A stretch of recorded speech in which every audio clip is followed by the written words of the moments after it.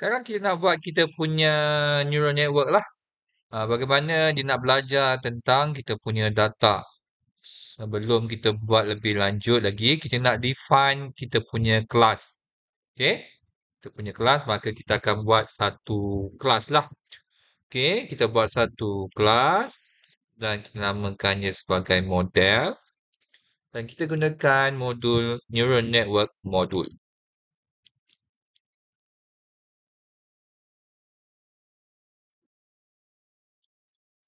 Okay?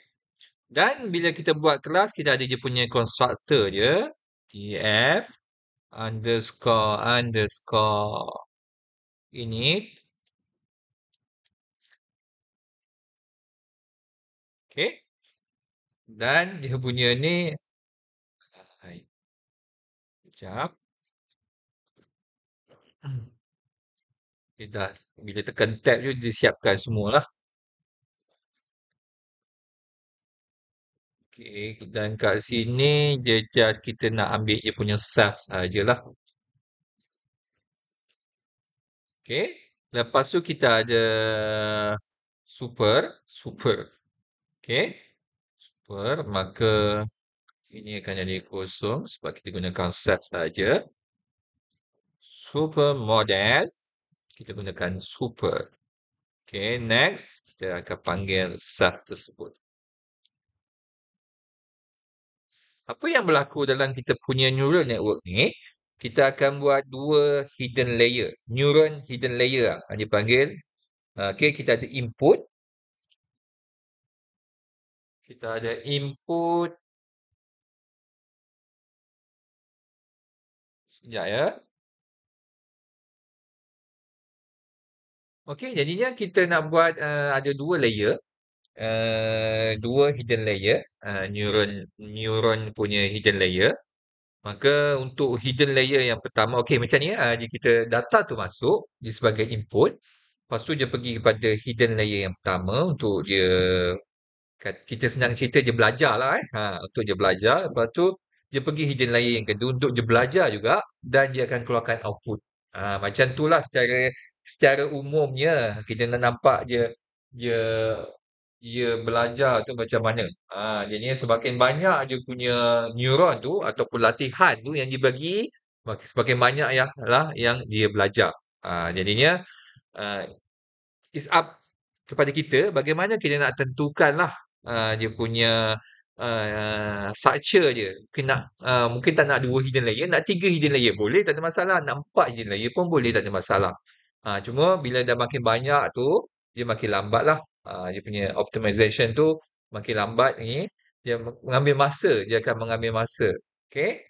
Kalau data kita sikit tu mungkin tak ada masalah. Tapi kalau data kita banyak tu mungkin akan ada menghadapi masalah lah. Dan begitu juga dengan bilangan neuron tu. Bilangan neuron tu ikut sebenarnya. Nak cakap pun tak tahulah macam mana berapa banyak yang sesuai. Boleh cubalah. Kita untuk kes yang ini, saya akan fix gunakan dua hidden layer dan kita akan ubah dia punya neuron. Nak tengok. Kalau neuronnya banyak gini, berapa dia punya error. Kalau neuron banyak begini, berapa dia punya error. Kalau nak ubah lepas tu nak tambah layer ke, nak banyak-banyak, boleh cubalah. Boleh cubalah. Okey. Jadi apa yang kita nak buat kat sini lepas kita ada dalam constructor ni. Lepas tu kita ada, kita akan panggil self.fc1. Di mana .fc1 ni, dia daripada input ke dalam kita punya hidden layer yang pertama. Okey, FC1 ni sebenarnya boleh letaklah nama yang sesuai lah. Self, salah pula je self ni. Self.fc1. Okey, fc1 ke uh, nak apa benda ke. Okey, tak ada masalah. Okey, saya bagi nama je fc1. Kita akan panggil neural network dot linear 150 150 pula 115. Okey.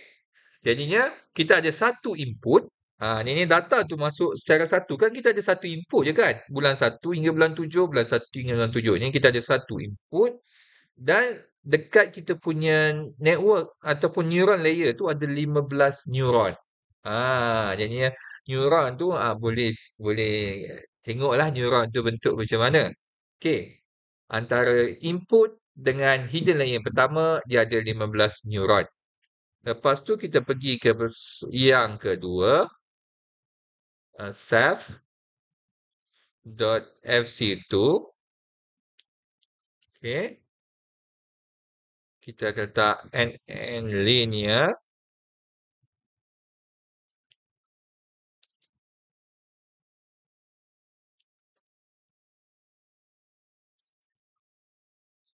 Linear. Lepas tu kita akan bagi 15 juga. And then 20 lah kali ni. Okey. Jadinya satu input, satu input hidden layer neuron yang pertama ada 15 dan hidden layer yang kedua dia punya neuronnya ada 20. Dan selepas tu dia akan keluar kepada output lah. Ceph.fc3 okay. nn.linear okay. 20 dan output dia 1. Okay. Output dia 1. And then kita nak tengok dia punya method. Method dia kita akan buat def, kita gunakan forward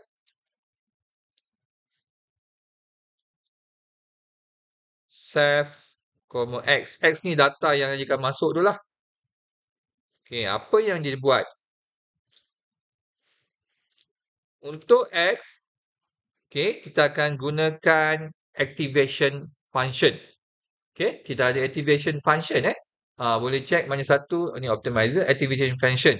Nak guna sigmoid ke hyperbolic tangent ke rectified linear unit ke leaky renew ke softmax ke boleh check dulu mana yang lebih sesuai lah. Untuk kali ni saya gunakan sigmoid torch. Kita panggil tadi kita punya PyTorch punya tu. Kita gunakan activation sigmoid.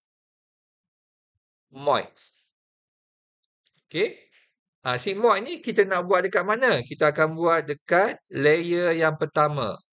Ceph.fc1. Okay. Dan kita akan buat ke atas X tersebut. Kita akan apply ke atas X tersebut. Okay. Itu adalah untuk layer yang pertama. Untuk layer yang kedua, kita akan panggil PyTorch punya modul. Kita gunakan ReLU punya. ReLU. Tinggal sama dengan di sini. ReLU. Ceph.fc2. Ini dekat layer yang kedua kita gunakan ReLU punya activation function. Okay, untuk layer yang ketiga, kita akan gunakan Ceph.fc3 je. Tak ada activation pun lah sebab dah keluar dah. Dia punya tu dah jadi output. Biasanya untuk ni, untuk kita nak buat regression ni, tak perlulah pakai activation function.